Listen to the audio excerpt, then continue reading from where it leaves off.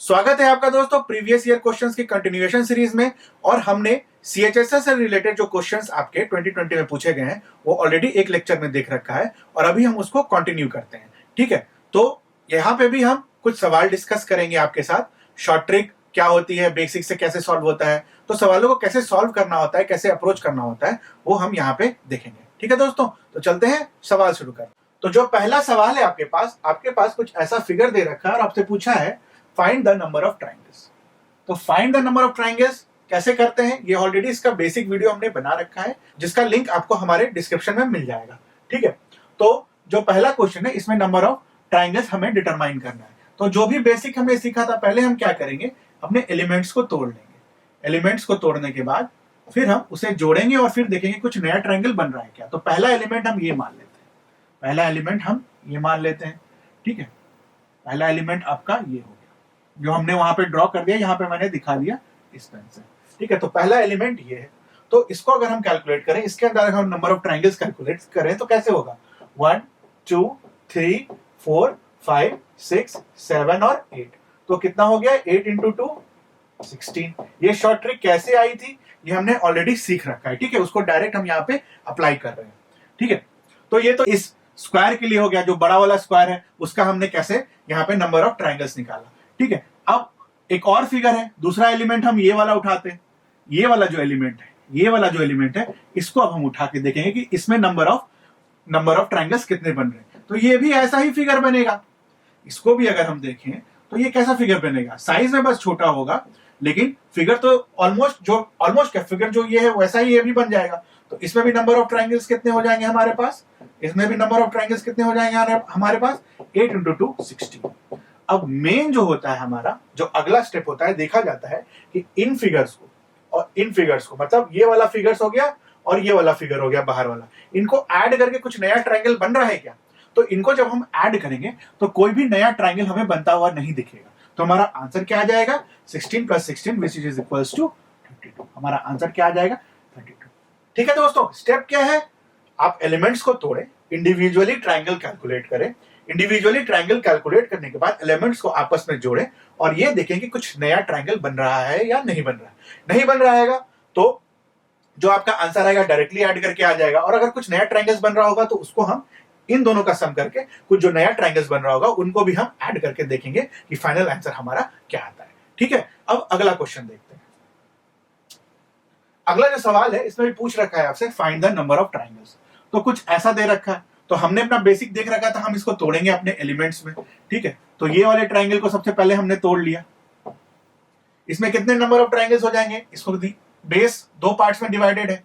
Base अगर 2 part से divided है और ये वर्टिसेस से यहाँ पे अगर हम एक वर्टिकल लाइन ड्रॉ करते हैं, इस ट्राइंगल को अगर पलट दीजिए तो कैसा दिखेगा, ऐसा ही दिखेगा ना।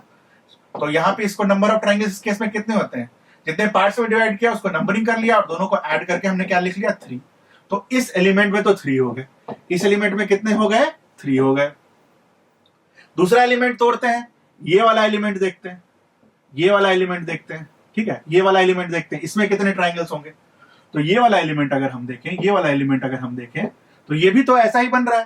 तो नंबर ऑफ ट्राइंगल्स इसमें कितने हो जाएंगे, बेस को डिवाइड किया और लिखा 1 और 2, इनका सम कर दिया तो ये 3 हो जाएगा।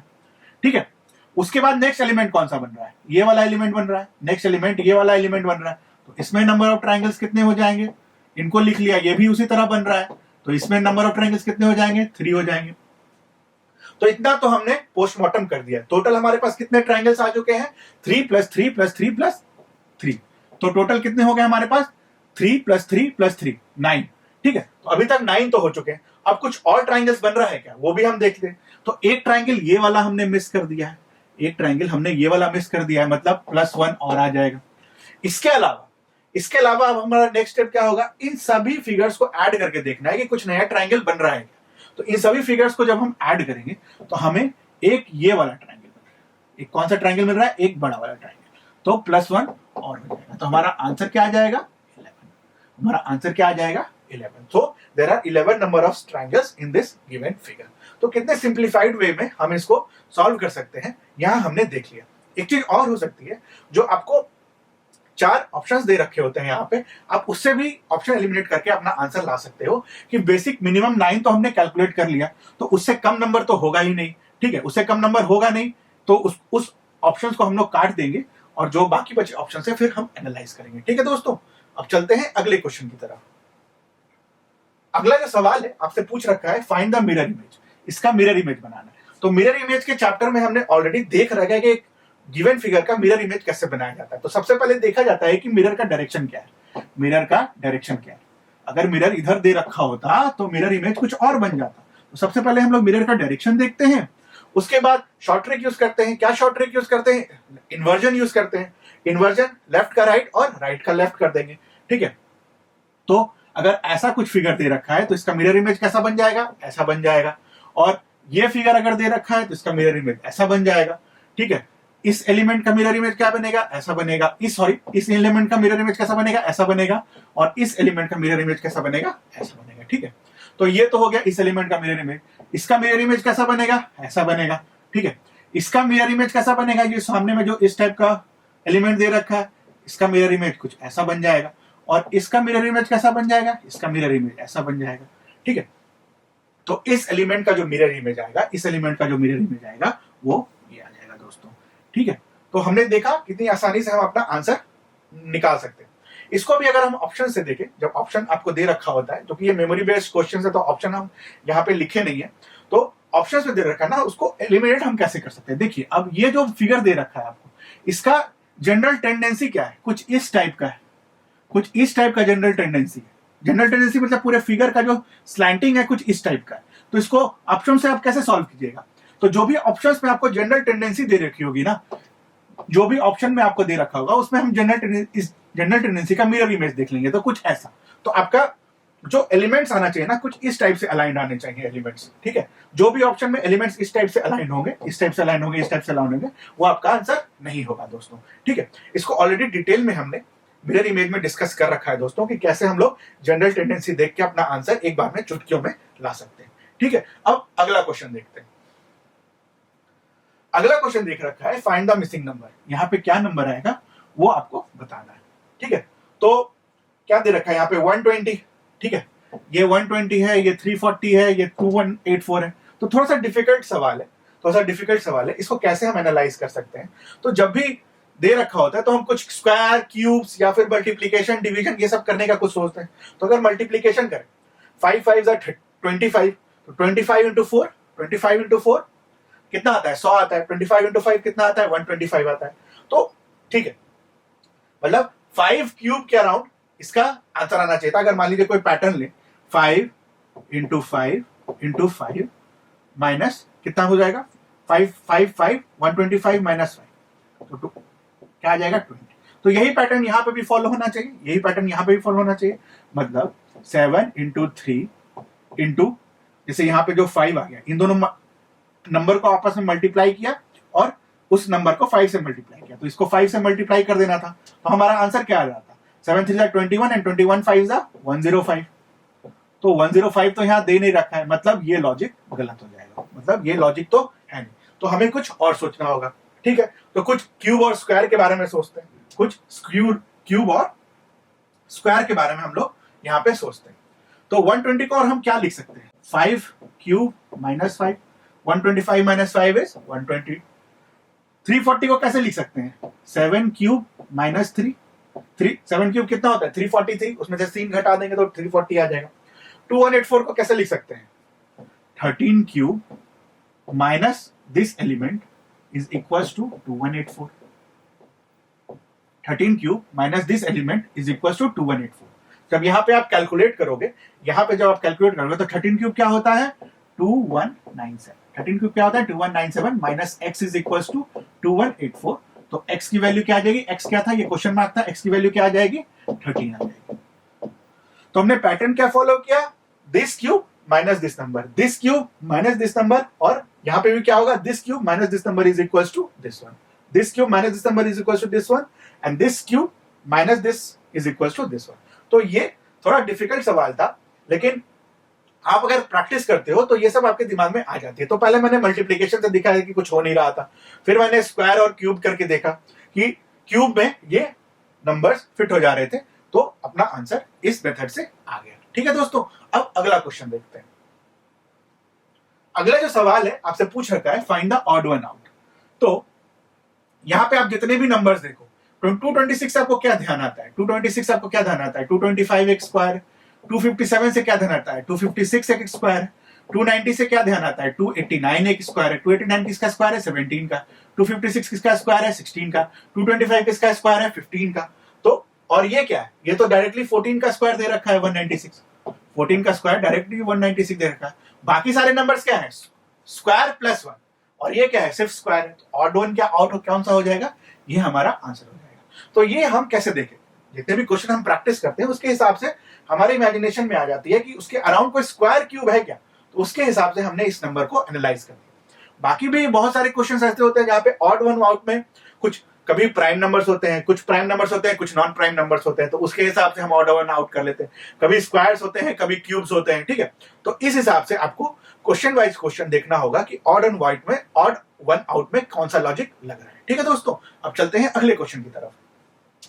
अगला जो सवाल है हमारा, उसने पूछ रखा है find the odd one out. इसमें आवर, मिनट और सेकंड, ये तीनों क्या है? ये यूनिट्स है। किसको मेजर करते हैं? टाइम को मेजर करते हैं। तो हमारा ऑड वन आउट क्या हो जाएगा? टाइम हो जाएगा। हमारा ऑड वन क्या हो जाएगा? आउट हो जाएगा, क्या हो जाएगा? टाइम हो जाएगा। ठीक है दोस्तों, अब अगला क्वेश्चन देखते हैं। अगला जो सवाल है, मिसिंग अल्फाबेट्स पूछ रखा है कि इसको इन सब जगह पे मिसिंग अल्फाबेट्स क्या है। तो इन टाइप से क्वेश्चन में हम क्या करते हैं? इन टाइप के क्वेश्चंस में हम क्या करते हैं, जो भी मैक्सिमम नंबर ऑफ डिजिट जहां पे दे रखी होती है, जहां भी मैक्सिमम भीड़ होती है नंबर्स की, जैसे यहाँ पे 3 नंबर्स हैं, यहाँ पे 4 नंबर्स हैं, तो उनके पास हम जाते हैं और देखते हैं कि क्या पैटर्न है। उनके पास हम जाते हैं और देखते हैं कि क्या पैटर्न है। ठीक है, तो m के पहले p आता है और m के बाद n आता है। ठीक है, n के पहले क्या आ रहा है? n के पहले क्या आ रहा है? m आ रहा है। m के पहले क्या आ रहा है? p आ रहा है। तो यहां पे एक रिलेशन हमें दिख रहा है pm का, यहां पे हमें एक रिलेशन दिख रहा है pm का। ठीक है, तो इतना तो तय है कि p के बाद क्या एलिमेंट आएगा? p के बाद क्या एलिमेंट आएगा? m आएगा। p के बाद क्या एलिमेंट आएगा? m आएगा। ठीक है, उसके बाद p के पहले का एलिमेंट, p के पहले का एलिमेंट यहां पे भी o है और यहां पे भी o है। p के पहले का एलिमेंट यहां पे भी o है और यहां पे भी o है। और p के पहले का एलिमेंट यहां पूछ रखा है, तो यहां पे क्या आ जाएगा? p के पहले क्या आ जाएगा? यहां पे o आ जाएगा।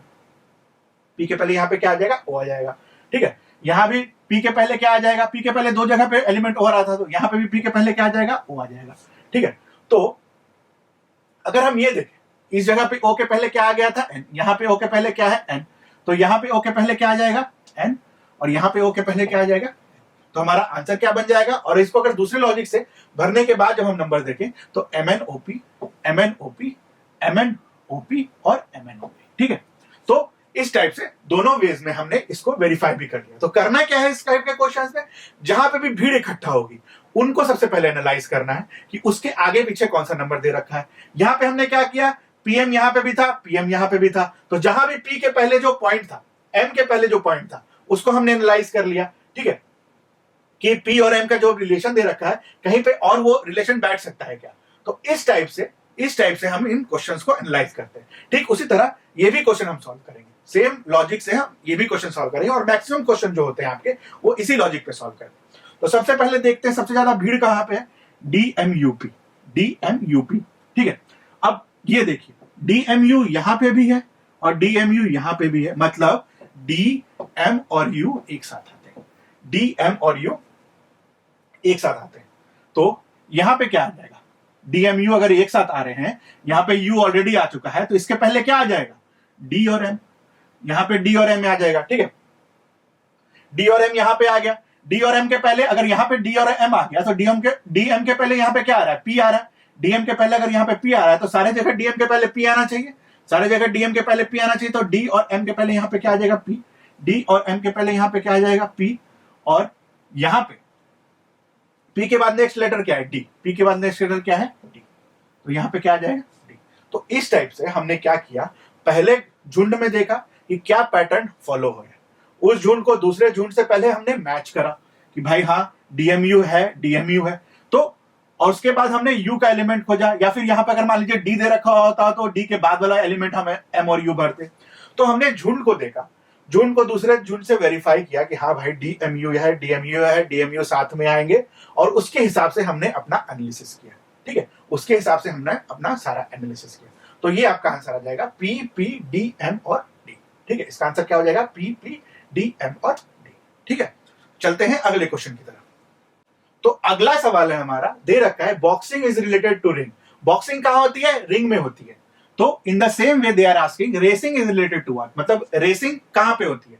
बॉक्सिंग अगर रिंग में होती है तो रेसिंग के लिए क्या बने होते हैं? ट्रैक्स। तो रेसिंग का आंसर क्या आ जाएगा? रेसिंग किस चीज से रिलेटेड हो जाएगी? ट्रैक से रिलेटेड हो जाएगी। तो आपका आंसर क्या आ जाएगा? ट्रैक। ठीक है दोस्तों, अगला जो सवाल है, find the next in series. यहां पे पूछ रखा है कि सीरीज में क्या है। तो जब भी अल्फा न्यूमरिक क्वेश्चंस होते हैं, अल्फा न्यूमरिक की सीरीज होती है, तो हम अल्फाबेट्स को अलग से वेरीफाई करते हैं और जो नंबर होता है उसको अलग से वेरीफाई करते हैं, या फिर क्या होता है, इन अल्फाबेट्स का कुछ रिलेशन होता है इन नंबर के साथ, इन अल्फाबेट्स का इस नंबर के साथ रिलेशन होता है। ठीक है, तो दोनों को ही अप्लाई करके देखते हैं कि यहाँ पे आंसर हमारा कैसे आ सकता है। ठीक है, तो यहाँ पे दे रखा है जी। अब पहले अल्फाबेट को इंडिविजुअली एनालाइज करते हैं। तो यहाँ पे जी है, एच है और यहाँ पे जे है। तो हमने छोड़ क्या दिया? आई छोड़ दिया। फिर जे, के, और यहाँ पे हमने क्या छोड़ दिया? एल छोड़ दिया। फिर क्या आएगा? M, N. ठीक है, तो हमने देख रखा है कि दो अल्फाबेट के बाद एक को हम छोड़ दे रहे हैं, फिर दो अल्फाबेट लिख रहे हैं, फिर एक एलिमेंट को छोड़ दे रहे हैं, फिर दो अल्फाबेट लिख रहे हैं, फिर क्या करेंगे? एम, एन के बाद क्या आता है? ओ। तो ओ को छोड़ देंगे और यहाँ पे क्या लिख देंगे? पी। यहाँ पे दो डिजिट आ जाएंगे और यहाँ पे क्या आ जाएगा? क्यू। तो दो एलिमेंट तो हमने फाउंड कर लिया। अब बेसिकली हमें नंबर फाइंड करना है। तो नंबर का एक बार रिलेशन देख लेते हैं। ये क्या है? ये नंबर क्या है? 15। ये नंबर क्या है? 15। ये क्या है? 21। मतलब 15 प्लस 6 21। 21 प्लस 6 कितना हो गया? 21 प्लस 6 कितना है? 27। तो यहाँ पे क्या आना चाहिए? 27 प्लस 6 33। हमारा आंसर क्या आ जाएगा? P33Q। तो कैसे हमने सॉल्व किया ये तो आपने यहाँ पे देख लिया। ठीक है दोस्तों, अब इसमें और भी कुछ वेरिएशंस होते हैं। क्या वेरिएशन होता है कि इन डिजिट्स का जो आपस में जो नंबर होता है, जैसे कि एक कंसेप्ट होता है इजॉटी का। इजॉटी का क्या कंसेप्ट होता है कि इजॉटी is E is 5, J is 10, O is 15, T is 20 and Y is 25। ये 5, 10, 15, 20 और 25 क्या है दोस्तों? ये अल्फाबेट्स का नंबर है। अगर आप देखिए A, B, C, D, E दे रखा हो तो E किस पोजीशन पे आता है? 5th पोजीशन पे आता है। तो वही हमने यहाँ पे लिखा है। उसी तरह J 10th पोजीशन पे आता है, O 15th पे आता है, T 20th पे आता है और Y 25 पे आता है। ये बेसिक चीज आप याद रखिए। सारे अल्फाबेट्स का नंबर याद रखने की कोई जरूरत नहीं है दोस्तों। सारे अल्फाबेट्स का नंबर याद रखने की कोई भी जरूरत नहीं है। कुछ इंपॉर्टेंट अल्फाबेट्स के आप नंबर याद रख लो, जैसे कि इजॉटी हो गया 5, 10, 15, 20, 25, और इसके बाद आप आगे पीछे कर सकते हो। एबीसीडी तो आपको आती ही है। बेसिकली इजॉटी आपको याद रहेगा तो आप यहाँ पे प्लेसेस भर सकते हो। अब सारे नंबर याद करके जाओगे, क्या फायदा उस चीज का? आपके पास और भी तो चीजें हैं ना याद करने के लिए। जीके है, जीके में इतने सारे सेक्शंस होते हैं, तो जीके में भी मैक्सिमम आपको स्कोर करना होता है। ठीक है, तो उन सब चीज पे ज्यादा फोकस करेंगे और यहाँ पे जो मिनिमम रिक्वायरमेंट होगा याद करने का वो हम ध्यान रखेंगे, और बाकी फिर हम लॉजिक से अपना आंसर लेके आएंगे। तो एक लॉजिक से तो हमारा आंसर आ गया। ठीक है, इसकी यूज भी नहीं पड़ी। अब इसको यूज करते हैं। तो जी जो है EFG, E अगर 5 पे है तो G कहां पे हो जाएगा? E के बाद F और G आता है। E 5 पे है तो G कितने पे आ जाएगा? G कितने पे आ जाएगा? 7 पे आ जाएगा। G 7 पे आ जाएगा तो H कितने पे आ जाएगा? 8 पे आ जाएगा। तो आप देख रहे हो 8 + 7 is 15। 8 + 7 is 15। M का क्या पोजीशन होता है? M का 13 पोजीशन होता है। ये हम ऐसे भी ध्यान रखते हैं क्योंकि M जो होता है, जब टोटल 26 अल्फाबेट होते हैं, तो A से जब आप M लिखते हो, A से जब आप M लिखते हो तो ये फर्स्ट एलिमेंट होता है और ये 13th होता है। उसी तरह जब N से आप Z लिखते हो तो ये 14th एलिमेंट होता है और ये 26th एलिमेंट होता है। ठीक है, मतलब बाय 2 कर लिया है बेसिकली, और कुछ नहीं किया है दोस्तों। बाय 2 कर लिया है कि 26 एलिमेंट्स होते हैं, अल्फाबेट्स होते हैं, उनको बाय 2 कर लिया है। फर्स्ट और 13th हमने ऐसे याद कर लिया, और N और Z हमने ऐसे याद कर लिया कि 14 से लेके 26 जो एलिमेंट होगा, 26 एलिमेंट Z होगा, 14th N होगा। ठीक है, तो M की वैल्यू क्या होगी? 13, N की वैल्यू क्या हो गई? 14, और इन दोनों का सम क्या दे रखा है यहाँ पे? 27। तो मैंने आपको जैसे बताया था कि या तो ये इंडिविजुअली अपने आप में नंबर जो होंगे वो अपने आप में कोई उनका रिलेशन होगा, या फिर इन अल्फाबेट से भी कोई उनका रिलेशन हो सकता है। ये दोनों चीज आप एग्जैक्ट ध्यान रखोगे ही रखोगे एग्जाम में क्वेश्चन सॉल्व करते वक्त। मैक्सिमम जो क्वेश्चन है इस बेसिस पे आपके सॉल्व हो जाएंगे। ठीक है, और एक तो ये इजॉटी वाला चीज आप याद रखोगे, ठीक है, और एक ये वाला। इसके अलावा अल्फाबेट्स का कोई भी नंबर याद नहीं करना है, आप वहीं पे लिख लोगे, मैक्सिमम 2 से 3 सेकंड एक्स्ट्रा लगेगा आपको, ठीक है दोस्तों। अब चलते हैं अगले क्वेश्चन की तरफ। अगला जो सवाल है, एनालॉजी दे रखा है और पूछ रखा है कि ग्लोव्स अगर हैंड में पहनते हैं तो शूज कहां पहनेंगे? शूज कहां पहनेंगे? लेग में, या फिर इसको जगह पे फीट दे रखा हो तो वो आपका आंसर हो जाए। उसी तरह एनालॉजी का दूसरा है, पेंटिंग क्या चीज से करते हो आप? कलर से करते हो। तो होमवर्क जो करते हो आप क्या चीज से करते हो? पेंसिल या फिर इंक से। तो बेसिकली इंक आ जाएगा यहां पे आंसर, ठीक है।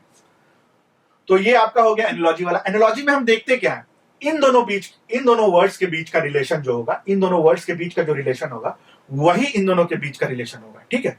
जिस तरह ग्लोव जो है आप पहनते हो, कहां पहनते हो? हैंड में पहनते हो। उसी तरह शूज भी आप पहनते हो, कहां पहनोगे? लेग्स में, लेग्स या फिर फीट पे। और पेंटिंग करते हो आप क्या चीज से करते हो? कलर से करते हो। तो होमवर्क आप क्या चीज से करोगे? पेंसिल या फिर पेन या फिर इंक से। तो कलर के लिए हम लोग पेन या पेंसिल वहां पे आंसर नहीं देंगे। क्यों नहीं देंगे? क्योंकि यहाँ पे ब्रश या पेंट ब्रश इस टाइप का नहीं दे रखा है। हम लोग क्या आंसर देंगे? इंक देंगे, जो उसका पार्ट जो हम लोग यूज करें। पेन का कौन सा पार्ट से आप लिखते हो, मतलब जो पार्ट एक्चुअल में आपके राइटिंग्स में आ रहा है वो इंक है, ठीक है। जिस तरह ब्रश से आप कलर लेते हो और फिर पेंट करते हो, उसी तरह पेन से आपका जो इंक होता है, इंक से आप फिर होमवर्क अपना कंप्लीट करते हो। तो आंसर क्या आ जाएगा हमारा? इंक, ठीक है दोस्तों। अब चलते हैं अगले क्वेश्चन की तरफ। अगला जो सवाल है आपका एनालॉजी का ही सवाल है और नंबर बेस्ड एनालॉजी है। तो इस टाइप के क्वेश्चंस पे हम करेंगे क्या? इस टाइप के क्वेश्चंस पे हम करेंगे क्या? यहाँ पे 3 है। अब 67 क्या देख के क्या समझ में आता है? 67 को देख के समझ में, आपस में क्यूब या स्क्वायर्स कुछ हो तो 67 के पास अगर हम देखें और 3 से कुछ रिलेट करके लिखें तो क्या आ रहा है? 4 क्यूब प्लस 3, मतलब 4 क्यूब क्या हो जाएगा आपका? 64, और 64 प्लस 3 क्या हो जाएगा? 67। उसी तरह यहाँ पे क्या रिलेशन आएगा? यहाँ पे क्या रिलेशन आएगा? यहाँ तो 6 ऑलरेडी दे रखा है, तो यहाँ पे क्यूब किस चीज आएगा? 7 क्यूब, और उसमें ऐड क्या हो जाएगा? ये वाला नंबर। यहाँ पे क्यूब क्या आया? दिस नंबर प्लस 1 उसका क्यूब प्लस 3, ठीक है। दिस नंबर प्लस 1 उसका क्यूब प्लस ये वाला नंबर। उसी तरह क्या होगा यहाँ पे? दिस नंबर प्लस 1 क्या हो जाएगा? 7 उसका क्यूब प्लस दिस नंबर। तो इसका आंसर क्या आ जाएगा? 349। इसका आंसर क्या हो जाएगा? 349। 7 क्यूब इज 343, 343 प्लस 6 इज 349। उसके बाद नेक्स्ट सवाल देखते हैं। नेक्स्ट सवाल में क्या है? 27, 6, 8, 4 और 64, ठीक है। 27 को देख के तो डायरेक्ट नजर आता है कि 3 क्यूब है। 3 क्यूब इज टू 6। 6 को कैसे लिखा हमने? 3 और इस वाले नंबर में क्या रिलेशन लिख सकते हैं? 6 को क्या लिख सकते हैं? 3 इंटू 2, ठीक है। 6 को क्या लिख सकते हैं? 3 इंटू 2। चलिए इस नंबर को एनालाइज करते हैं। 8 दे रखा है, तो 8 देख के तो डायरेक्ट 2 क्यूब ध्यान में आना चाहिए। 2 क्यूब अगर ध्यान में आ रहा है और यहाँ पे 4 दे रखा है, तो 4 को हम लोग क्या लिख सकते हैं? 2 इंटू 2, 2 इंटू 2। उसी तरह 64 है, 64 किस चीज का क्यूब हो जाएगा? 4 क्यूब। तो यहाँ पे जो है, यहाँ पे नंबर क्या आ जाएगा आपका? अब इसको हमको रिलेट करके यहाँ पे आंसर लाना होगा। 3 क्यूब आया 27, हमने 3 क्यूब का 3 यूज किया, उसको इंटू 2 कर दिया। हमने 3 क्यूब का जिसका भी क्यूब हो रहा था उसका नंबर यूज किया, इंटू 2 कर दिया। इसमें क्या हुआ? 2 का क्यूब आ रहा था और नंबर कौन सा है? किस नंबर का क्यूब आ रहा है? 2 का आ रहा है, उसको फिर इंटू 2 कर दिया। यहाँ पे किस नंबर का क्यूब आ रहा है? 4, और 4 का अगर क्यूब आ रहा है तो 4 को कितना करना होगा? इंटू 2 करना होगा। तो हमारा आंसर क्या आ जाएगा? यहाँ पे 8 आ जाएगा दोस्तों, ठीक है। इस टाइप के और भी एनालॉजी के क्वेश्चंस होते हैं, एनालॉजी के डिटेल में हम अपने किसी लेक्चर में देखेंगे। यहाँ पे एनालॉजी में आपको क्या एनालाइज करना होता है कि इन दोनों के बीच का रिलेशन और इन दोनों के बीच का रिलेशन, जैसा हमने पिछले क्वेश्चन में देखा, एग्जैक्ट उसी टाइप का रिलेशन होना चाहिए, ठीक है। ये हम एनालॉजी में देखते हैं। बाकी एनालॉजी को डिटेल में हम किसी लेक्चर में देखेंगे, ठीक है दोस्तों। चलते हैं अगले क्वेश्चन की तरफ। अगला जो सवाल है आपसे पूछ रखा है, फाइंड द लॉजिकल ऑर्डर। तो एक एक्सीडेंट हुआ है, उसके बाद क्या होगा? जिसका भी एक्सीडेंट होगा उसको क्या होगी? इंजरी। अब इंजरी होगी, एक इंजर्ड पर्सन है, इंजर्ड पर्सन को आप हॉस्पिटल ले जाते हो। हॉस्पिटल क्या चीज से ले जाते हो? एम्बुलेंस से ले जाते हो। और जब वो हॉस्पिटल पहुंचता है तो वहां पे उसका क्या होता है? ट्रीटमेंट, ठीक है। तो लॉजिकल ऑर्डर क्या हो जाएगा? पहले तो होगा उसका एक्सीडेंट, उसके बाद होगी उसे इंजरी, इंजरी के बाद आएगा एम्बुलेंस, एम्बुलेंस उसे ले जाएगा हॉस्पिटल, और हॉस्पिटल में उसका क्या होगा? ट्रीटमेंट, ठीक है दोस्तों। तो इस टाइप से आप लॉजिकल ऑर्डर को सोचोगे एग्जामिनेशन हॉल में, जो आपके प्रैक्टिकल लाइफ से रिलेटेड है कि आप इसके बाद करते क्या क्या हो एक फॉलोइंग प्रोसेस में, ठीक है। नेक्स्ट क्या है, competition, prize, marks, participate, winner. तो पार्टिसिपेट आप कब करोगे, जब तक कंपटीशन नहीं होगा तब तक तो आप पार्टिसिपेट करोगे नहीं। तो पहला जो वर्ड होगा वो क्या आएगा, कंपटीशन।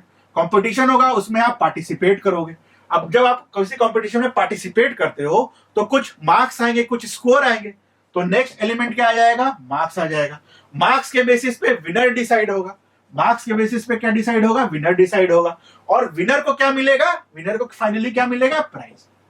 विनर के पहले प्राइज नहीं आएगा, क्यों, क्योंकि ऐसा थोड़ी होता है कि पहले आप प्राइज देते हो फिर विनर अनाउंस करते हो। पहले आप विनर बताते हो फिर आप प्राइज बताते हो कि ये विनर था, इसको ये प्राइज मिल गया। ठीक है दोस्तों, अब चलते हैं अगले क्वेश्चन की तरफ।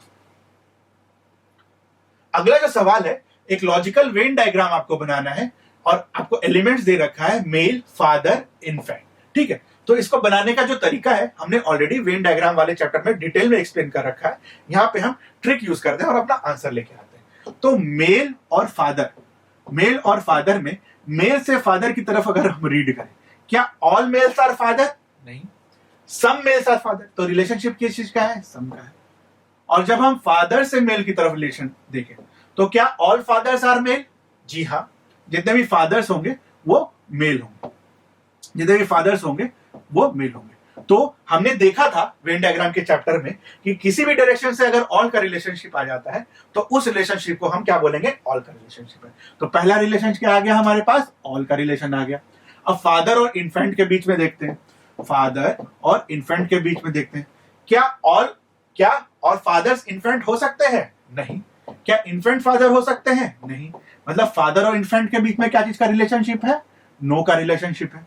ठीक है, अब इन्फेंट और मेल को देखते हैं।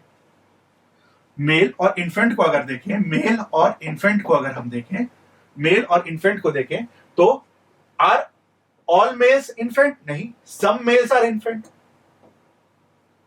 ठीक है, कुछ बड़े होते हैं, कुछ छोटे भी होते हैं। ठीक है, क्या ऑल इन्फेंट्स आर मेल्स, नहीं, ये भी नहीं। सम इन्फेंट्स आर मेल, क्योंकि कुछ फीमेल्स भी होती है। ठीक है, तो ये सम का रिलेशनशिप आ गया। तो हम बोल सकते हैं कि यहां पर रिलेशनशिप किस चीज का बन रहा है, ऑल, नो और सम। ठीक है, तो इसको ड्रॉ कैसे करते हैं दोस्तों, ड्रॉ करना हम आपको बहुत अच्छे तरीके से सिखा चुके हैं। यहां पे हम डायरेक्ट उसको ड्रॉ करेंगे। हमने बोला था जो एक एलिमेंट होता है उसको उठाइए और पहले बना लीजिए। तो ऑल का कैसे बनेगा वेन डायग्राम, ऐसा बनेगा। और ऑल का वेन डायग्राम ऐसा बनेगा। इसमें आपको एक सम चाहिए और एक नो चाहिए। एक सर्कल और बनाना है जिसे सम भी बन जाए और नो बन जाए। ठीक है, तो एक सर्कल कुछ ऐसा बना ले जो इस सर्कल के साथ सम बना रहा होगा और इस सर्कल के साथ नो बना रहा होगा। तो हमारा आंसर क्या आ जाएगा, वेन डायग्राम कुछ ऐसा बन जाएगा। वेन डायग्राम कुछ ऐसा बन जाएगा। वेन डायग्राम कुछ ऐसा बन जाएगा। ठीक है दोस्तों, अब चलते हैं अगले क्वेश्चन की तरफ। अगला जो क्वेश्चन है ये एनालॉजी का क्वेश्चन है और बोल रखा है कि डायबिटीज क्या होती है, एक टाइप की डिजीज होती है। तो समर क्या होगा, एक टाइप का क्या होगा, सीजन होगा। और भी सीजन कौन कौन से होते हैं, विंटर होता है। ठीक है, उसी तरह नेक्स्ट एनालॉजी क्या है, एग्जामिनेशन। जब आप एग्जामिनेशन में जाते हो तो आपको क्या इश्यू होता है, एडमिट कार्ड। उसी तरह जब आप ट्रेन में जाते हो तो आपको क्या इश्यू होता है, टिकट। ठीक है दोस्तों, तो ये सब प्रैक्टिकल लाइफ से रिलेटेड मैक्सिमम क्वेश्चंस होते हैं। जो भी वर्ड बेस्ड एनालॉजी होते हैं उसको आपको बस खाली ध्यान रखना होता है। कुछ सेट ऑफ एग्जांपल्स होते हैं, उसको हम डिटेल में एनालॉजी वाले चैप्टर में जब हम आपको पढ़ाएंगे तो उसमें हम आपको उसको डिटेल में डिस्कस करेंगे। ठीक है दोस्तों, अब चलते हैं अगले क्वेश्चन की तरफ। अगला जो सवाल है आपसे पूछ रखा है, find the next in the series. तो सीरीज के केस में मैंने आपको क्या बताया था कि सबसे पहले आप मल्टीप्लीकेशन, डिवीजन, ये सब चीज चेक करो, फिर क्यूब, स्क्वायर, ये सब चेक करते हैं। और इसके बाद हम लोग क्या करते हैं, डिफरेंस चेक करते हैं हर एक नंबर का और एक एक लेवल नीचे चले जाते हैं देखते हुए कि किस लेवल पे कोई रिलेशनशिप बन रहा है। जिस भी लेवल पे वो रिलेशनशिप बनता है उसको फिर हम रिवर्स ऑर्डर में प्रोसीड करते हैं और अपना आंसर लेके आते हैं। ठीक है, और एक चीज और क्या होती है कि हमें अल्टरनेट नंबर्स को देखना होता है। इन 4-5 तरीकों से आपका ये सीरीज वाला क्वेश्चन सॉल्व होता है। ठीक है, तो डायरेक्टली अगर हम यहाँ पे देखें, डायरेक्टली अगर हम सिर्फ ऑब्जर्व करें तो हम देख रहे हैं 55, 59, 63। मतलब ये क्या है, +4, ये क्या है, +4, तो ये क्या हो जाएगा, +4। मतलब हमारा आंसर तो 67 आना है। उसके बाद इनके बीच का भी रिलेशन देख लेते हैं। ये क्या है, -3, ये क्या है, -3। मतलब जो सीक्वेंस है +4 और -3 का है। तो हमारा आंसर क्या आ जाएगा, हमारा आंसर क्या आ जाएगा, 67 दोस्तों। ठीक है, अब चलते हैं अगले क्वेश्चन की तरफ। अगला जो सवाल है इसमें आपको एक एनालॉजी दे रखी है, और आपको यह बताना है कि क्वेश्चन मार्क की जगह कौन सा नंबर आएगा। ठीक है दोस्तों, ये आपको बता के हमारे कमेंट सेक्शन में लिख देना है कि आपका आंसर क्या है। ठीक है, तो आपको अगर ये लेक्चर पसंद आया हो तो हमें लाइक, शेयर और सब्सक्राइब करें, और हमारे YouTube चैनल स्कैन इंस्टीट्यूट के साथ जुड़े रहें। Thank you.